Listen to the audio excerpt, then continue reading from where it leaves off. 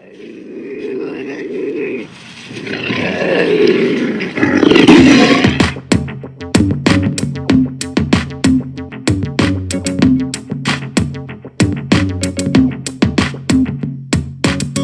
blast off in my time machine. Third eye feeling like an Evazine. Blast off, blast off, blast off, blast off. Come blast off in my time machine. Third eye feeling like an Evazine. Blast off, blast off, blast off, blast off. Hello, everybody. This is Ryan, the original outlaw of the airwaves, bringing you another episode of Hero Paranormal. Coming to you from the Mojave Desert, south of Area 51, a desolate place known as Sin City. Still the brightest place on the planet, illuminated beyond a doubt higher than anywhere else, but nobody around. It's been pretty creepy out here. It's creepy everywhere. This COVID-19 coronavirus scare is affecting everyone, I think. And it's also affecting UFO disclosure, which is sort of what the podcast is about today. Before we get to that, if you haven't been to heroparanormal.com, definitely check it out. It's a way to support the podcast. You can do so by following links to become a patron. You can do so for a recurring payment of $1. That is our lowest tier. It's $1 or $2, whatever you want to give, really. We haven't got a higher tier than that yet, but I plan on it, having a more premium experience, just working on what I can do to make that experience more premium. So I'm going to get to that, but definitely check out heroparanormal.com. Support us any way you can. Go to YouTube, subscribe and like the channel there, and you'll get all the free podcasts as well. If you want them in a quick and easy downloadable format, you can go to heroparanormal.podbean.com. They download super quick, easy to access. You can also access the patron content there as well. So, enough about that. Let's get to this interesting dilemma we have. We have what seems to be, since the beginning of this To the Stars Academy, Tic Tac, Commander Fravor, Pentagon scenario, because there's a lot of moving parts. It's not just one thing. There's a lot going on, and that's why we're bringing the guest that I chose for today, who is, without a doubt, in my opinion, one of the most knowledgeable people about all the working parts involved. We're even going to get into things like the Wilson document, how, whether or not it's real, whether metamaterials are being stored in a facility of private contractors, possibly some here in Las Vegas. Truth is, it really doesn't matter where it is stored. What matters is what it is. And it is a metamaterial. It's possibly something that is not from this planet. A lot of disagreement on that. There's like I said, there's so many moving parts, and that's why we've got the man with the plan, best website on the planet to one-stop shop and get all the information you usually need to follow up with this stuff, and that is silvarecord.com. By now you know who he is. He needs no introduction. He's amazing in every shape and form. One of my favorite guests, Danny Silva. Welcome to the Hero Paranormal Podcast. Doing good, man. It's great to talk to you. Oh, that's great, man. How you doing? I'm right now. There's so much going on. There's so much news. There's UFO disclosure. There is COVID-19. There's other stuff going on. There's quarantine. It's almost too much to handle. However, you seem to be handling it just fine. How you been holding up? I've been good. I've been quarantining. I'm furloughed from my job, so I have a lot more time on my hands just to be writing and following leads. And now finally this UFO news kind of broke through the COVID news cycle, which we really didn't think was possible right now. True. And it is, I guess it's Beltane. Happy Beltane. I guess I should tell you May 1st, which was technically yesterday, but I didn't know this. I found out today. This is crazy, man. Like, like Mayday, Mayday, like when a plane is going down, that came from Mayday, May 1st, or Happy Beltane, all kinds of weird occult stuff tied to it. And what's strange is, I guess Utah decided to just go for it. They just kind of like went for it today. So they're just like doing a soft open, I guess, on the state. So yeah, Utah, May 1st, opening up a soft open on the state, opening everything up, seeing how it goes. We will see if this is a good move or not. Keep a close eye. Yeah. And they're saying that about 10, 11 people will die a day as a consequence, but we will see how that plays out. But speaking of Utah, we'll get to that. There's some weird stuff going on there, but I'm sure, have you been watching the show at all? The Skinwalker show? Okay, official name. Secrets of Skinwalker Ranch on the History Channel. It is by Prometheus Entertainment. Great group of people for sure. And I just think it's cool that it is finally getting the attention it deserves, no matter what you want to say about the show. A lot of people are nitpicking, but it is giving it attention. Yeah, I've been watching it, definitely. Oh, that's awesome, man. Okay, cool. We'll talk about that for sure. I wanted to talk to you about the craziest thing. We had some of the most wild UFO disclosure that I've ever seen or expected to see in my entire lifetime, right? And a lot of people missed it. It just kind of like slipped through the cracks. What are your thoughts on that, Danny? What's going on with that? Well, it's been kind of waves of these Pentagon announcements from Susan Go, the spokesperson. She's kind of taken over all of the UAP commenting from the government spokespeople at this point, because before that it was coming from a lot of other people and they were contradicting themselves, and it just wasn't organized. So they kind of put a lid on it and put a bottleneck on it, and now only Susan Go is commenting. She has consistently given false information or incorrect information or spun information, however you want to put it. But at the same time, when she speaks and it hits the news like this, it's great for the subject. So people that follow closely are able to spot the misinformation. For example, she's saying that when the videos were released in 2017 and 2018, they weren't authorized. But we know from basically in writing from the FOIA'd emails between Lou Elizondo and DOPSR, which is the agency that kind of approves them, that they were. So it's kind of weird, and I don't know if she's kind of mincing words, I don't know why they're sticking to that part of it. And then I view them re-releasing these videos now as kind of a way to cover their butt a little bit. Also, one thing that's odd is Dave Beatty, a friend of mine, he ran the metadata on the video, and one of them that they released is actually the YouTube version. So it's not even like a behind the scenes like Navy version. Like the version they released was the version from YouTube. Another thing that she's saying, and she's really sticking to her guns on, is that the videos aren't longer. And there's multiple witnesses and people involved with the subject. I've also been told off the record that they are longer. I mean, why would they have just stopped recording at that point? I guess you could maybe say that those videos have been deleted since, and that the ones that she currently has are not longer. But they were definitely longer when they were captured, the videos. With that said, though, it's been positive. It took the news. Every time this happens, and it's happened maybe like 3 or 4 times now, it's kind of been a new wave in the media and exposes, UFO civilians, as I call them sometimes, to some of this UFO news. It happened first in 2017. That was a huge media push.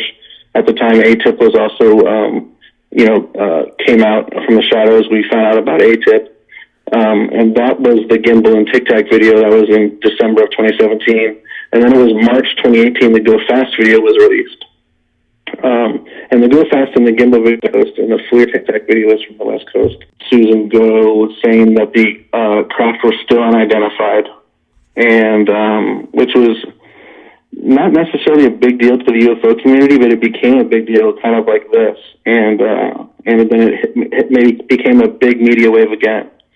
And then now recently, just last week, or was it this week? This week, the Navy re-released the videos, and really that doesn't mean a whole lot. I mean, we already had the videos just from a UFO community perspective. But with that said, it hit the news big time. It got legs. It's been picked up everywhere all across the world. A lot of people are hearing about it from the first time. A lot of people don't know that the videos have been out for years, and they're finding out about it for the first time, and it's great. And so we'll take that. I mean, beggars can't be choosers, and this is big publicity for the subject, and people are learning about the videos for the first time. They're learning about the subject for the first time. They're learning about To the Stars Academy possibly for the first time. So this is all great forward movement, and despite the contradictions and kind of fibs that the Pentagon is telling, they're promoting the subject. Yeah, it is almost like it's back for the first time is what it really feels like, because I've had all kinds of people who didn't know about it reach out to me. I liked some of the terms you used. Speaking of Susan, going back to that real quick, Danny, you say, what kind of stuff do we know? What kind of stuff she's consistently given info about that's false? She's denied that Elizondo had basically was running the program. I don't think those were her exact words, but yeah, she's denied Elizondo ran the program. She's denied that the videos were supposed to be released. Every statement that she makes is like something for skeptics and debunkers to latch onto. And she's contradicted other spokespeople. Other spokespeople said that Elizondo did have the duties while he was there. She may be mincing words because ATIP switched where it was at. Originally, it was in the DIA, Defense Intelligence Agency, and then it went to office under the Secretary of Defense. And from what I understand, it's kind of muddy, but from what I understand is Lou ran it from OSD, not DIA. So, and then we know that the funding ran out from OSAP and ATIP, and that basically Elizondo continued it after that. So is she only talking about before the funding ran out? Because then it got more funding after that. Is she not privy to it? So it's just every single statement she makes, there's just, it's kind of going against what we know and what witnesses are telling us. And it's been unfortunate. And especially, like I said, since we were getting more information from more people and they were realizing that they were contradicting themselves, it's almost like they don't know what's happening. And then, they put a stop to that. And now all the UAP statements are coming from her only. In her defense, maybe she's just following orders. Maybe she doesn't know. That very well could be the case. It could be people above her that have it out for Elizondo or don't, want clarity on the subject, telling her to say certain things. And that very well could be true. She could just be following orders, and it's not personal with her. But the fact of the matter is her name's on it, and it's just incorrect info, or it's spun info, or she's making a comment on a certain thing, and then she's doing it broadly. And that also could be part of the UFO community's fault, is because they're spinning her comments as well as her spinning them. But so it's been kind of a struggle it's been like a year at least now that she's been making these comments, and they just, we know ATIP didn't end, and they're probably saying ATIP did end, and it was a portfolio. It wasn't a giant program towards the end there. But we know it's even still going on now. It just has a different name or due to witness reports and comments from Elizondo and other people. Not to mention an unidentified the TV show. They actually sat down with the current ATIP guys and spoke to them. Although they weren't on camera, their faces were blurred. But yeah, it's been a struggle with her, and now she says that she's coming out with another statement about ATIP soon. So we're just waiting to see what is it going to entail? Is she going to be truthful, or is it going to be more of the same? Also, she had promised that to be coming out with this statement, because there's been so much heat on her from some of this great reporting from Popular Mechanics to McMillan and other people that have gotten so many witnesses and so much information and data contradicting what she's saying. And also Tyler Rogaway, she is ducking him. She isn't really commenting, professionally, like that she won't answer people back and things like that. And these are major journalists that deserve, comments and deserve to be in contact with spokespeople. So she kind of had her back against the wall, and she was supposed to be coming out with a statement for a while and months. Some people are speculating, well, they're trying to hide coronavirus, and that's why they came out with these UFO things. Well, not really. I think these things have been on deck. These comments from the Pentagon have been on deck for a while, and she finally just had to come out with them. It wasn't that they're trying to cover up corona or anything like that. Exactly. And a lot of these things, they seem like they're kind of coming back for the first time. The Wilson documents as well, they kind of seem like they're back and they are in the forefront. It's almost like there's so much going on, and maybe it's just one of those things. It's usually like that. A lot of things happen all at once. And the origin of that, I don't know. But Elizondo, I think he's been doing a great job. I heard interestingly enough, his interview, I can't remember where I was, but I actually heard it in Spanish. I found it in Spanish first, and I heard it, and it was a great interview. But then I heard it in English, and it was even better. But what are your thoughts on going back to the Wilson docs? Where do you think that is? Where's that headed? I kind of was involved with the Wilson story in a small way. Not everyone knows this, but thanks to a researcher, archivist, investigative journalist friend of mine, Juliana Marinkovich, he actually found the documents online. So we had them for months before everyone else, and I didn't leak them out. I knew that they would come out eventually because they were on Reddit, and we had heard about them from Grant Cameron and stuff. Grant Cameron was claiming that they were going to cause disclosure, and then we came across them, and we had to start. I basically contacted every source I have, everyone I know in the world, and I was asking them about them behind the scenes. Everyone was telling me that they were real behind the scenes, or 99% of everyone was telling me they were real. And that doesn't mean the information in them is real, but it means the documents actually happened. Eric Davis actually interviewed, Wilson that day. I do believe that to be true, just from comments from important people. Do I have 100% proof of it? No, I don't, but it's just my opinion. But anyway, so I had that document for months before it came out. Some people were giving me flack after they found out about that. But it was my choice. I knew it was going to come out eventually.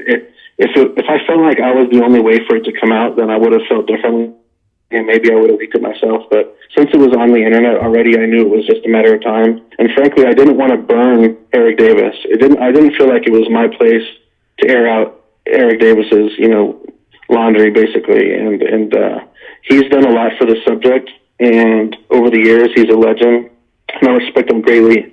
So I didn't want to, put him in hot water and put this out. And my friends that had it also, we all decided the same thing. It just wasn't our place to do it. We knew it would come out eventually. If years passed and it didn't come out, then we were going to kind of rethink it and maybe leak it or something like that. But, we didn't even have to consider that really because we knew it would come out, and it did. It came out. We were thinking it would come out every day that it wasn't coming out. We were amazed because it was just sitting right there. So it took a couple months, but like every single day we were like, okay, this is the day it's going to come out probably, because it was sitting on the internet. But so then it finally did get noticed. Richard Dolan started reporting it on it, and it became like this huge story in ufology. I've had so many people off the record tell me that they think it's real, and but again, it doesn't mean that the information that's contained in it is accurate, because Wilson was just relaying what he was told. So what he was told may not be accurate. But did he sit down with Eric Davis? I think it was like in that car, in the back of the car.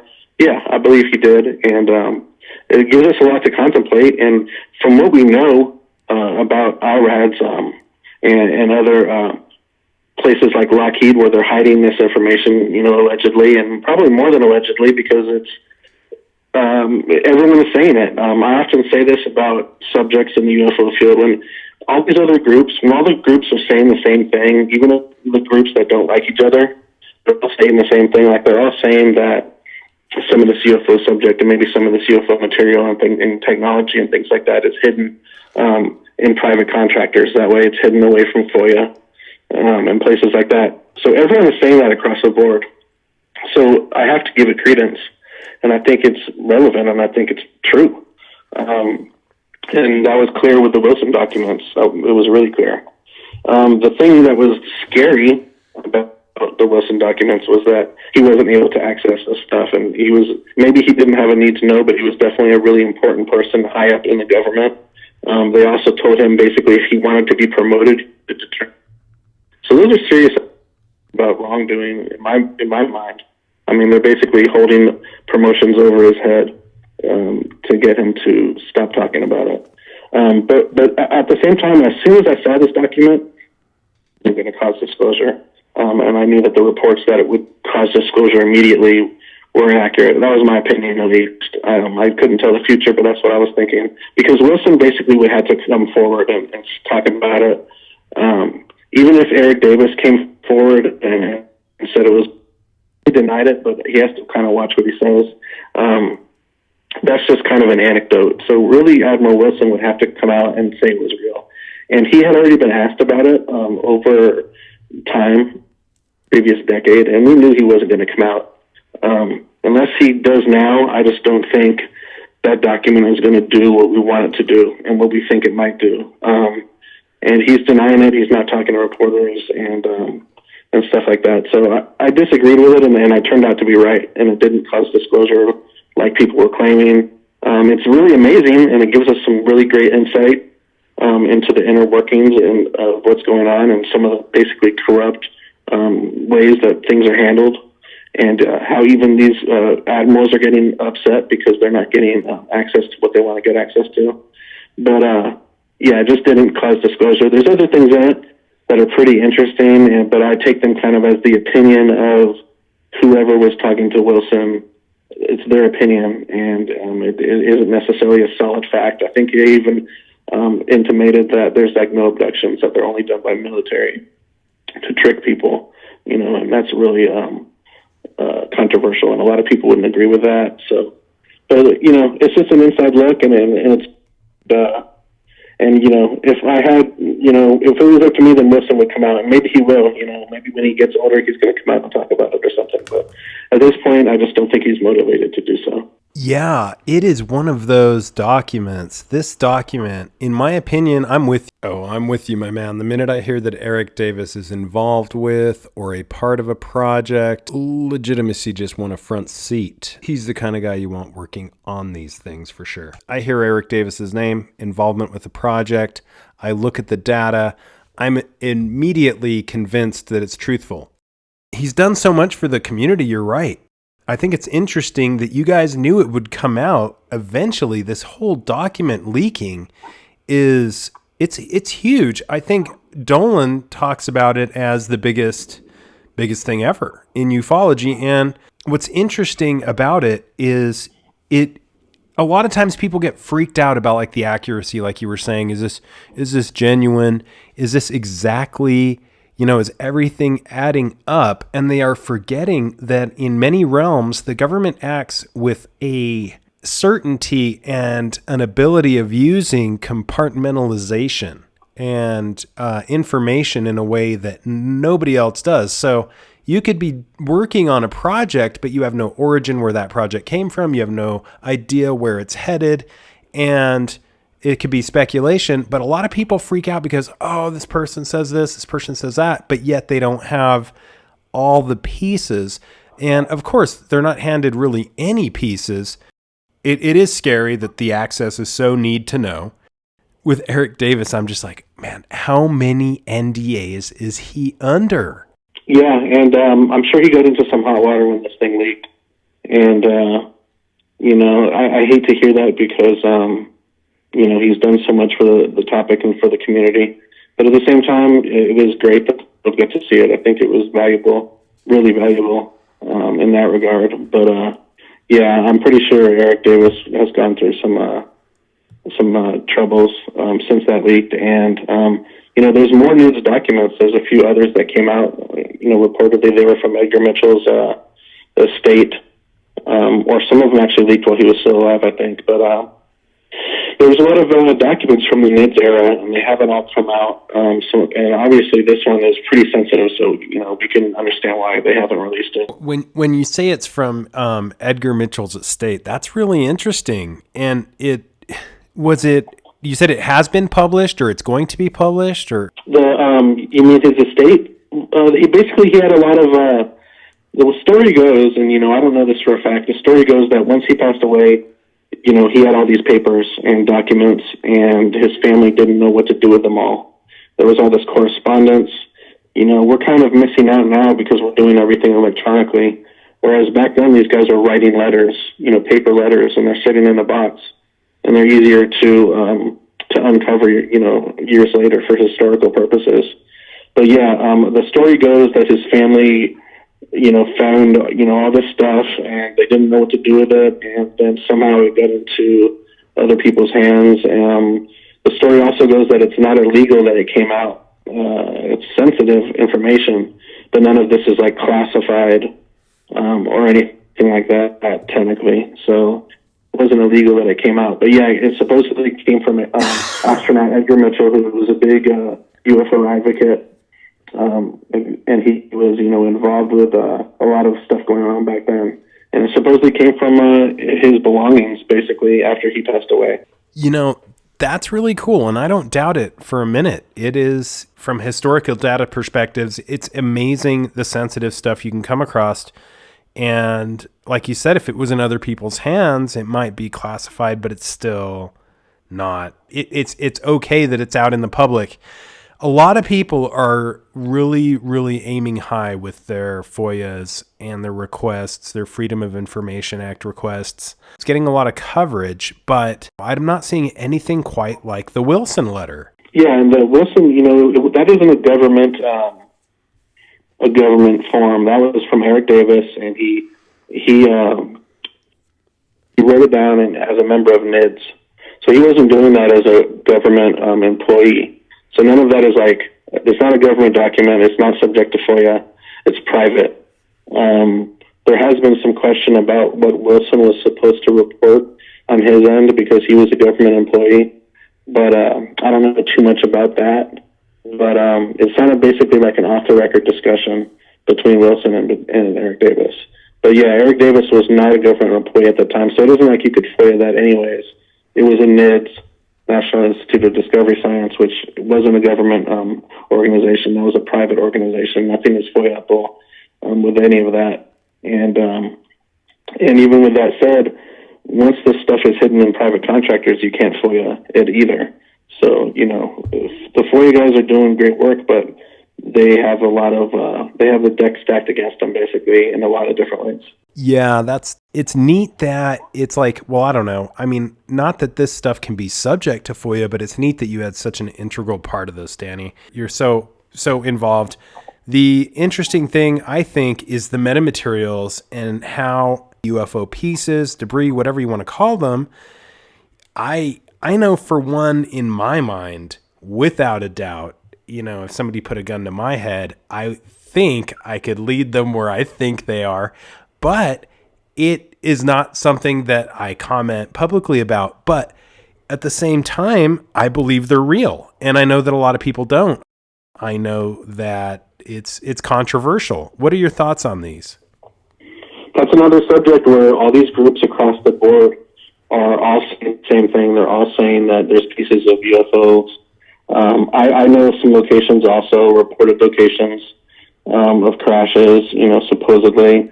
We can read about them in different books and different places. A lot of them are actually public where people say they found this stuff in those crashes. But I definitely think it's true. And I think there's been pieces floating around not only in the government but in private hands for a really long time, decades and decades. But yeah, once everyone is saying it across the board that it's accurate, then, I have to take it extremely seriously.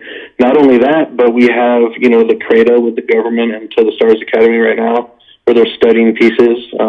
There's all these other pieces being analyzed. Jacques Vallée and doing a lot of work with that. Behind the scenes, they're trying to go the science route and get it peer reviewed and everything like that. But even in the new season of Unidentified coming up with To the Stars Academy, it's going to show them, I think it's going to show them picking up pieces like Central America, South America, and just other places. But there's all those crashes in New Mexico in the 40s. I don't know that every single one of them was real, but it definitely seems like some of the crashes were real. Grand Canyon actually released some photos recently of some pieces, and according to descriptions of the pieces, these looked like they fit the bill at least. They were metallic, and they had like a frog skin type of look to them, which is pretty weird. And one of them even had a triangle on it with a circle in the middle of the triangle, which was really crazy. It had like bolt holes or something in it, it looked like. But I don't know for a fact that one is real, but it really does fit the bill of the frog skin description from American book. And so that maybe, that's also New Mexico where she supposedly went. So, a lot of things add up like that. And, but yeah, I just think some of the stuff is going to end up coming back anomalous. I do wonder, will we be able to convince skeptics with it? Or are they going to just come up with some other thing that says that, I don't know if we're going to be able to prove that it's alien, but we're going to be able to read between the lines and know that, it's not man-made. But I don't know if science at large will accept this. That's definitely what Dr. Gary Nolan is working on. He's basically trying to prove it in little ways here and there, and then eventually show them the big picture. And they're not going to have any other choice. That's his goal, I think, is basically to do it like that. He'll prove something little here, something little there, and then eventually it builds the whole house. And then he's going to show them the house at the end, and they're not going to be able to deny that there's a house there. So I think that's how you do it in the science realm. I'm not sure how To the Stars Academy is going to go about it. They may peer review it, they may not. But the simple fact that the Army and other people are interested in what they have, I think is very telling. And, a lot of people think you can send this off, like a test, like a medical test, and you get it back in a weekend, but that's not really the case. There's a lot of different instrumentation that's involved and other different ways to test it. And it takes a lot of money, and that's why To the Stars Academy, signed with the government to do it. It's not all going to get swallowed up. They're in control of what's going on. And if it was being swallowed up, the CRADA wouldn't even be public in the first place, the CRADA agreement with the Army. It would have been black budget stuff, and we would have never heard about it anyways. Also, don't be surprised if it comes out that To the Stars Academy has also entered other contracts with the government. I think that's going to eventually come out. If I'm guessing, I'm just guessing, but that's from, I think that's going to happen. There's going to be another one, not just the CRADA. It'll be unrelated to the CRADA. So that's exciting. And the government is involved with a UFO company, basically, an aerospace technology UFO company. And to me, it just gives credence to the subject, and it kind of, it just makes it really important. And it's something we could take to skeptics, say, hey, why is the Army interested then? Now, there hasn't been results yet, and maybe we should, I'm talking too quickly and assuming that the results are going to come back positive. But I'm hoping they are. And it's also great that we don't have all of our eggs in one basket. So even if the To the Stars Academy stuff doesn't pan out, then we have Gary Nolan and Jeff Foley working on it. Super exciting. Like you said, the way these little pieces, these breadcrumbs are coming together, many people are claiming that these artifacts are real, and we're hearing about them in other places as well. I think the TTSA stuff is pretty neat with unidentified. I like the science angle, how things are being peer reviewed, and the agreement with the Army. I mean, this is huge. This is exactly what they promised, isn't it? Yeah, really. And, people are getting, the skeptics set that the military is involved, but it's like, what do you want? They have the most resources. To the Stars Academy is a private company. They don't have unlimited resources as far as funds and things like this. So they need to team up with people, and plus they're patriots. So if some of this technology does go to help, the armed services bring people home, bring the troops home, then, I think that they're on board with that. I understand why maybe everyone wouldn't agree with it, but that's just the fact. That's how they're operating. And the CRADA agreement makes it so basically the government can use the technology, but also To the Stars can use it. So it's on To the Stars whether they want to talk about it openly, and I believe that they do. And that was the whole point of making their company and having investments, was to be transparent.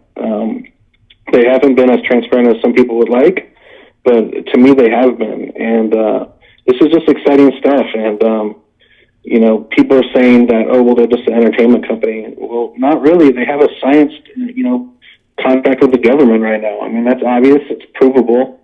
So it's just lending credibility to the subject. And, that's what we've been wanting. That's what I want, and that's what a lot of other activists want. And they've delivered on it, and they're going to continue delivering on it. And they are diversifying and doing other things in order to get revenue for their company, but they're a private company, and they need revenue streams. So I'm not surprised about it, and I'm not upset about it. They just came out with this True Clear technology, which is basically large electronic billboards attached to trucks and other things. But it's going to be a revenue stream for them, and that's what they need. But the crate is exciting, and I'm excited to hear about any other contracts that they might enter. Yeah, I think the contracts are amazing. And it's really cool that, and it's big money. These contracts are huge money. And a lot of people, like you said, they get so distasteful, or I'm not quite sure what to call it, but let's face it, folks, when it comes down to it, people get angry about, this guy's got too much money or that guy's got too much money. Well, in these scientific games, it really is what they're playing is like very expensive, highly funded, can go on for years and years, and they're just money grubbing projects. And, you have to have big money players involved, or these projects don't really even scratch the surface. So it's hard to really hate these big money players. And, I know a lot of people are hating on the new owner of Skinwalker Ranch because he's obviously wealthy. And the show makes that apparent. A lot of people hated on Bigelow because he was obviously wealthy.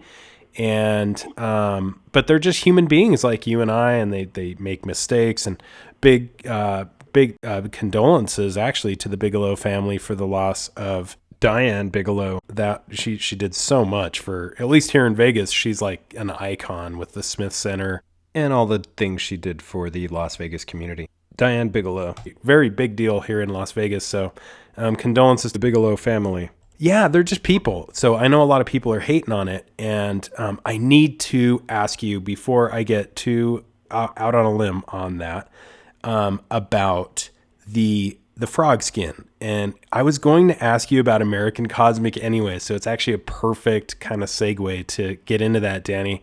American Cosmic is a great book. I highly recommend everybody get a copy, give it a read. It's worth having an opinion about and interesting.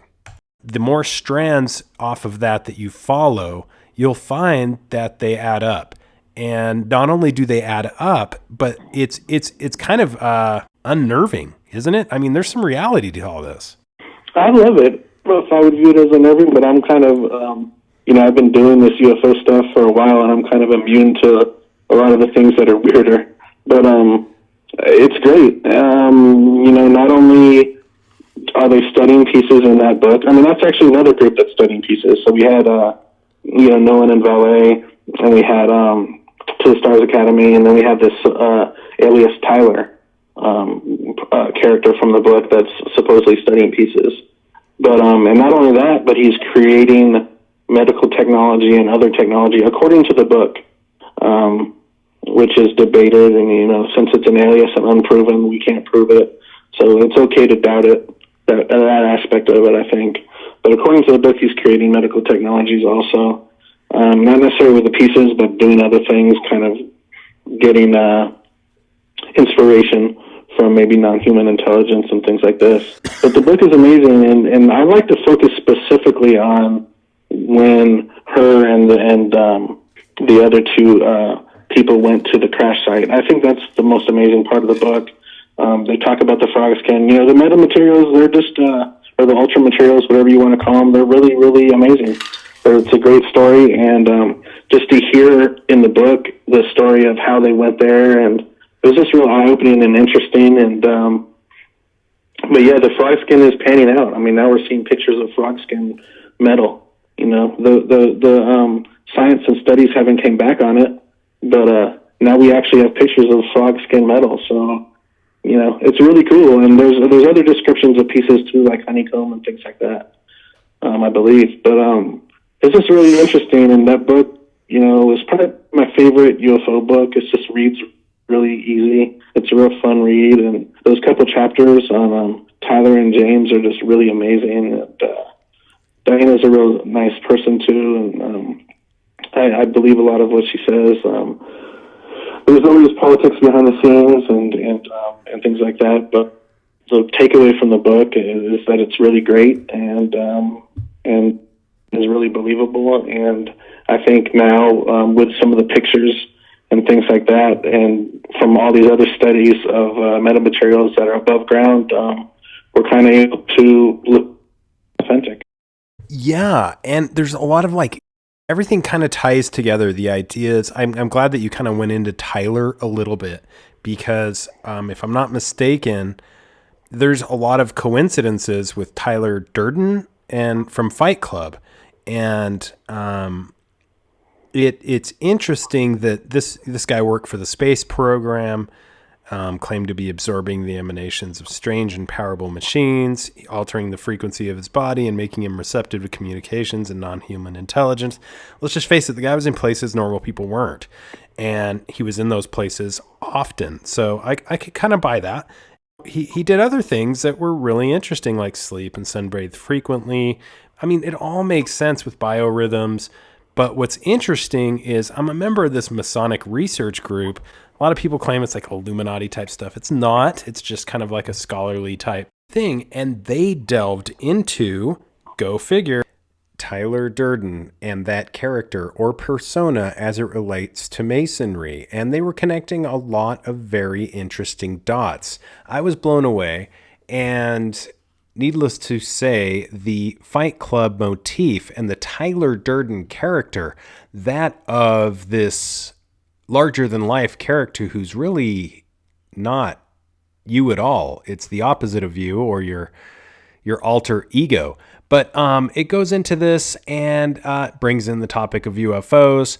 There's a lot going on here, and I was just dumbfounded. Pretty amazing synchronicity in an area that I really didn't expect. Are you kidding me? I'm sitting here not wanting to say a word about Pasolka or American Cosmic, but I'm thinking, this is exactly the kind of stuff that they're talking about. And where it comes into the space program is where I'm blown away. Have you been blown away by any of the connections you've made in that? Yeah, and I've been following a lot of the leads as well as a lot of other people have. We kind of walk the line of, is it rumor? Are we airing out people's personal business when we shouldn't be? Because they used aliases in the book, so we have to be respectful of those aliases. And not to kind of out people. But some of it, I think, is more provable, I guess, than other parts. Other parts is kind of we just have to take their word on it. When I ask around about certain things, I'm always asking sources and talking to people. Not everyone always agrees on everything, and that's the case with a lot of subjects, but it's also the case with American Cosmic stuff. However, there's also a ton of people that agree with everything in there. That's just me looking at it from a citizen journalist aspect, you know, trying to vet stories and things like that. And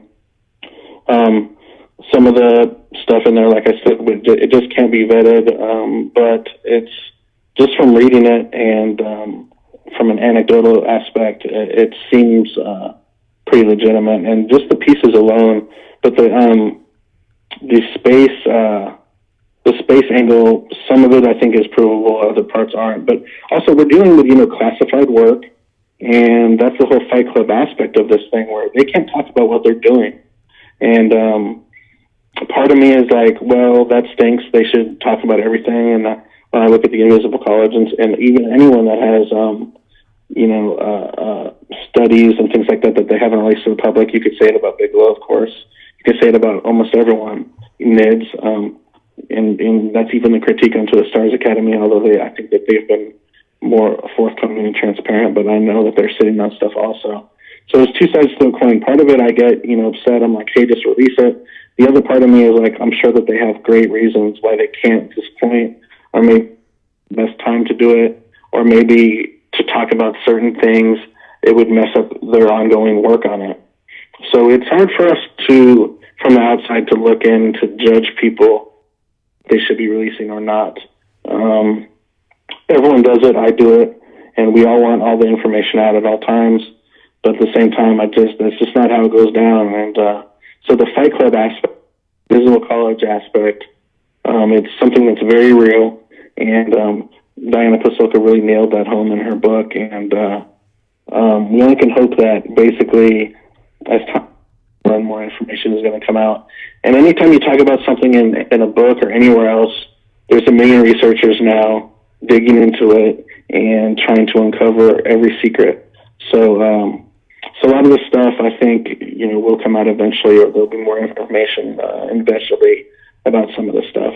Yeah, this stuff is not the normal thing people talk about around the water cooler. It might seem strange to many, but that's just because the information and the way it's organized. I think that the coincidences are nothing strange, and a lot of these coincidences or synchronicities, as they talk about them in the book. Again, if nobody's read this, again, like you said, not everybody agrees with everything, and you don't have to believe everything in the book. You don't have to not believe everything in the book, but it just kind of goes into these cosmic synchronicities that are utilized possibly, and I put that pretty broadly, by, larger intelligences when you put yourself in certain circumstances that other people don't. And I loved that Tyler said that his business ventures are cosmically ordained. I believe he took Diana, if I'm not mistaken, to the Vatican, told her to grab a piece of soap. Again, like kind of that sort of like that Vatican soap, like the Fight Club reference. But anyway, there's a lot of these, and we come back to this, millionaires and billionaires and successful, innovative scientists that have encounters or connections to this invisible college. And we only call it the invisible college because they're just not out there like charlatans trying to make a penny or a dime every chance they get. No. I think that this is a credible space for research, and a lot of people do. And I think there's a lot of money involved. And I think it's interesting that the science and the religion blurs along with the ufology, because just the level of science is so unique. You're talking about things that are so above the average intelligence level that, it seems like magic, really. Wouldn't you agree? Yeah, and, when we're talking about disclosure, what if, this is a big what if there was medical technology, which is basically implied in the book, that came from non-human intelligence and it's provable? I mean, that's disclosure right there. And so, of course, also maybe they couldn't say it because it would mess up ongoing, technology research and things like that. But, I mean, how amazing would it be if everyone finds out, well, hey, this medical technology that's been around forever came from somewhere else? And, there's always rumors about cell phones or whatever other technology that has been leaked, and I don't know if any of that is true, of course. There's been a lot of rumors about that, of seeding technology. But what if it wasn't only just kind of regular electronics and things like that, but what if it was also medical technology that helps people? So to me, that's a huge story. It's probably largely unprovable, but it's just something interesting to ponder. And if we could somehow prove that, it would be disclosure in itself. But everyone always comes up with a way to kind of naysay stuff at the same time. But yeah, I thought the medical technology that they talked about in the book was especially interesting, and we've been trying to track down some of that too. Yeah, the medical technology, and not to get too personal, because I'm just trying to talk about what's on our minds. But in my book, The Utah UFO Display, I kind of go into this a bit. I had some situations where, like what you're talking about, some of this medical technology was used, and again, the cell phone came into play, and the dots were very easy for me to connect reading American Cosmic, and just because it's not the normal stuff that comes up. But the UFO phenomenon, it seems, is increasingly being kind of brought into a strange belief of a draconian surveillance state concealing it from the public. And curiously, I believe part of it, the growth of the phenomenon, does kind of, it's pretty wild that how seriously the government is taking a lot of these things, whether you believe the book or not.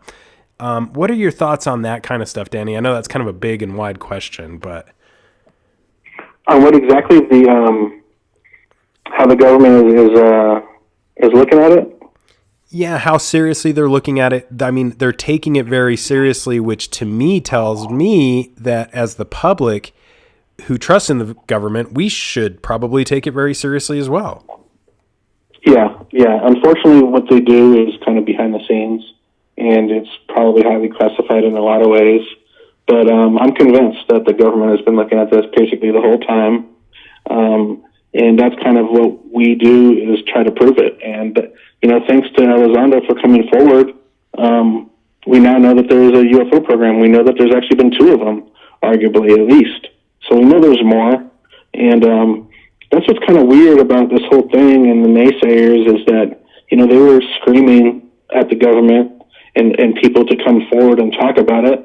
Elizondo did that, and now, there's a subsect of people that don't like him and don't trust him because he's the government. And those are the same people that have been telling the government to come forward. So they can't have it both ways, and they flip-flop like that, and it's really unfortunate. And many of us prop up Elizondo as, a hero and things like that, and I think that's accurate. It's really accurate. He, is taking all these blumps from naysayers and debunkers, and all he did was come out and tell the truth. But the government's been doing this for a really long time. I'm convinced that satellites and other instrumentation track UFOs on a pretty regular basis. We continuously hear about military encounters. All this stuff keeps going on, and we're just not being told about it, unfortunately. We can speculate on why. Maybe they don't know what's going on. Maybe they're trying to hide certain things, but it's been happening for a long time, probably as long as the United States has been around, at least since the 40s. And I don't think it's really stopped at any point. And at least parts of the government have been paying attention. And it's extremely frustrating. It's like they're trying to not only cover up the subject, but it's like they're covering up a part of nature, or a part of science, which is pretty weird. I guess we can also talk about maybe they're doing it for the sovereignty of the country or something like that. And maybe they're not going to release this stuff until our back is really against the wall. And, arguably, the United States is still on top. We're still the, biggest superpower in the world. So maybe until that gets shaken, they're just not going to come out with this because they don't have to. I don't know. It's just a lot of speculation, really. But it's really unfortunate. And, but at the same time, maybe there's been a change of heart, and we can kind of see that slowly happening now since 2017, with the videos being released and some of this other stuff. It's really hard to speculate about what's going on with some of this coming out, but I do it anyways. I speculate about it. I mean, we know there's people that don't want this out in the government because they are kind of contradicting what happened with ATIP and things like that. But at the same time, I assume there's people in government that also do want this out, that are staying quiet. And then there's other people like Chris Mellon, who was highly involved with the government, and he's been talking about it the whole time. So I kind of like maybe not only negative opinions in the government about this stuff, but also positive. And without some of those positive voices behind the scenes, maybe none of this would be happening. But the creator and other things like that were signed. So I think Two Stars Academy not only has a bunch of haters in the government, but they have a bunch of supporters too. And maybe some of the story will come out eventually. I don't know, but it would definitely be an amazing blockbuster movie just to hear the politics alone of what's going on behind the scenes, let alone what we know about. That's exactly like what I was thinking is what we know about and what's really going on probably on a daily basis. And if it was a movie, I'm sure we'd all be on the edge of our seats. Unfortunately, as you look into this stuff, and I know you've seen it, Danny, you start realizing why so many are so tight-lipped, and it's pretty cool. You kind of have to go through the spin cycle yourself to realize why silence is so golden. But having done that a few times, you start to get it. The at least in the literature that we're talking about, I'm with you, man. The TTSA, I think, is like any group, they're doing amazing stuff. People are trying to nitpick, like anything that they don't agree with, or it's really it's difficult. It's difficult to watch, but I think they're doing a lot of good stuff. In like you said, they don't have endless funds. They're also blamed for that as well. So there's really no winning. You either have too much money or not enough money. You can't have total control like the government or close to it. And then again, we need these people to protect us. I mean, let's face it, we really do. And so I think it's a catch-22 with a lot of people in the UFO world and their thoughts. I think it's just, it's kind of like an Occam's razor, but it's like life itself. Be aware that stuff is happening you're not aware of. Oh yeah, you dropped out for a second there. Yeah. Oh yeah. I think what's also interesting about this whole thing is we don't know what these politicians know, and some of them we can prove now have been briefed because they've gone on the record saying they've been briefed. But there's also a lot of evidence to say that they really don't know what's going on. At least some of them don't know what's going on. Back to the Admiral Wilson document, he didn't really know what was going on. He was surprised about it all. And then also, John McCain's Armed Services Committee, when John McCain was still alive, when the ATIP story broke, John McCain asked for all products produced by ATIP. And they were sent the Defense Intelligence Reference documents, 38 of them. But those were only the scientific documents, and that was none of the UFO studies. So basically, they were lied to, in my view. I've been trying to kind of prove that in a blog or something, but I'm trying to research that right now. But basically, John McCain and the Armed Services Committee was lied to when they were given that. I don't know if it was some technicality that they were able to say that, but it's like he asked for all products produced by ATIP, and he only got the science documents, and he got none of the UFO research and none of the UFO studies. So that's telling to me, and it's this huge thing is the government, and it's like I don't know what everyone knows. Just because there's something locked up in Lockheed or some special access program, we don't know if the politicians know about it. We don't know who's seen what. We know Trump has been briefed. Have they seen the longer videos that Susan Go denied exist? Has the senators and things like that have been briefed, have they seen the longer videos? So it's really convoluted and really confusing, and it's unfortunate. And it's like To the Stars is advocating for politicians and people like that to understand more, but at the same time, everything's locked up in special access programs. So it's just really confusing. I'm not part of the government, and I don't understand it as well as some others that are career politicians or career government employees. But it's unfortunate. And like you were saying earlier, everything's stovepiped. So we're just trying to break through some of that. And I think To the Stars has also talked about that too, where we need to change some of the laws and some of the secrecy that's involved.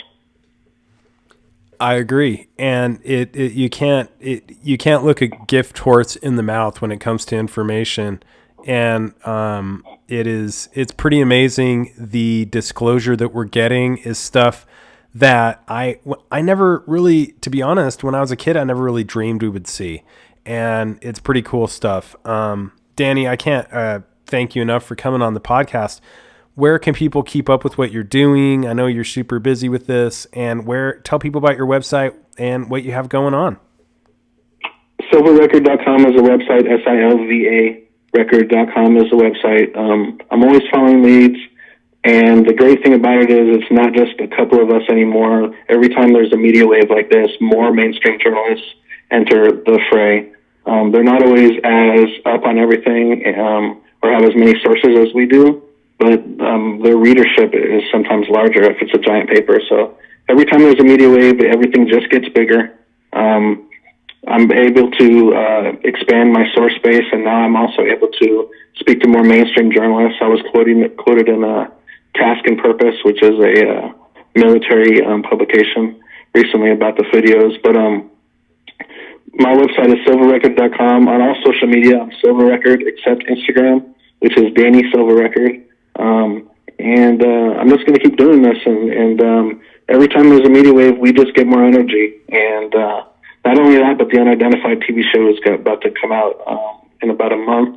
So we're excited about that. And there's just a lot of forward progress. And nobody's stopping anytime soon. Not even the coronavirus is stopping this forward progress. So it's going to continue.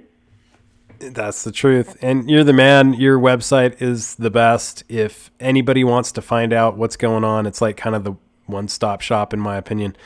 And it's on point. All legit information. Can't thank you enough, Danny, and I hope to talk to you soon. Until next time, my man, take care. Thanks, Ryan. Appreciate it. Well, there you have it, ladies and gentlemen. Nobody breaks it down like Danny Silva. Such a great guy. If you haven't checked it out, what are you doing? What are you doing? Check it out. SilvaRecord.com. SilvaRecord.com. I'm really hoping all of you are doing well out there. All of you are surviving this coronavirus, COVID-19 scare, pandemic, plandemic, whatever you want to call it, whatever side you are on of this fence. Is it the real thing? I don't know. Is it real? Absolutely. The fear is probably the scariest thing of all, and the fear is what has really taken hold of our liberties, freedoms, and delved a blow to our economy. Anyway, I'm hoping all of you out there also subscribe and share episodes of Hero Paranormal on YouTube. That seriously helps me get new eyes on these subjects. Do your part. Also, check out HeroParanormal.com. Become a patron as little as $1 a month. Can't beat that. We have a premium level coming soon. Not sure what to call it. We will figure that out together. Until next time, keep your eyes to the skies, feet on the ground, but don't forget to take a look around.